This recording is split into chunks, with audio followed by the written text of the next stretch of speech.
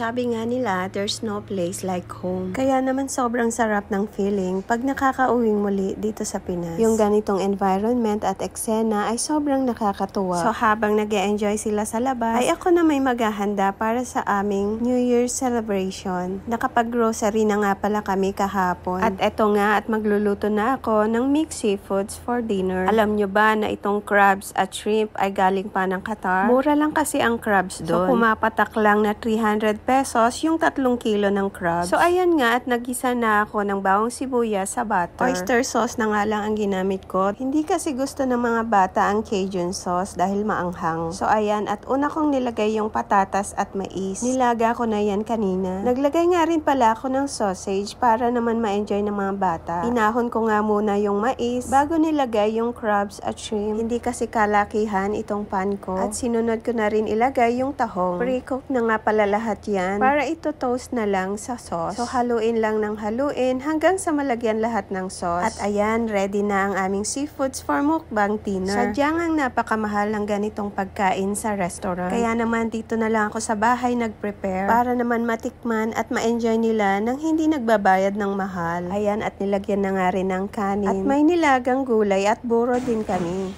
Yan! Excited na si Abraham? Saka si Ana? Yung nag-aagod dati yung mga lalitan. Lead the prayer, Josh. Magpipray pa siya. The Father, the Son, the Holy Spirit. Amen. Bless us, O Lord, and rich thy gift, which we are about to receive from thy bounty, through Christ our Lord. Amen. God is good. God is great. Dear Lord, thank you for the food. Amen. Kain na kayo. Kain na. Amen. Nakahugas na pala eh. Diyan na, ilayo yung kanin dyan sa harapan nyo. Diyan na sumarik eh. Okay, go! Hirap! Atak! Atak. Yan, hindi pwede kiinan kaya dito siya sa buro at saka sa gulay. Paano natin mapipik yung dito? Diyan, pa. Doon. Thank you. Sa akin yan. Ba't sa akin hindi mainit? Iba-iba. Matira ang matibay. Si Abraham o si Ana?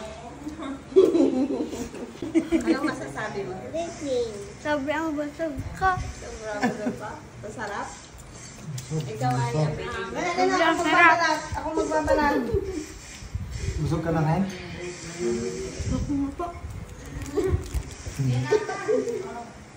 Ikaw ay Sophie. Wow! Pati si Sophie lumalaban.